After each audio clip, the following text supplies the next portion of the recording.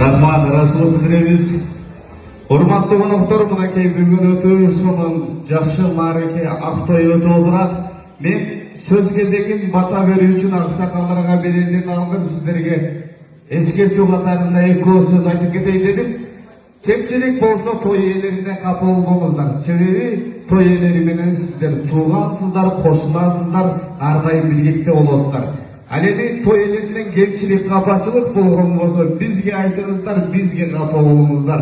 Ал эми сиздердин кызматыңыздарда Жакшылык маданий борборунун мүчөсү, жакшылыктын жарчысы Малика Адем жана ошондой эле тамада алып баруучу мен Кочкорбаев Ниязалы болду. Жана видео съемка тарткан Акимов медиа видеография сиздердин кызматыңыздарда болду.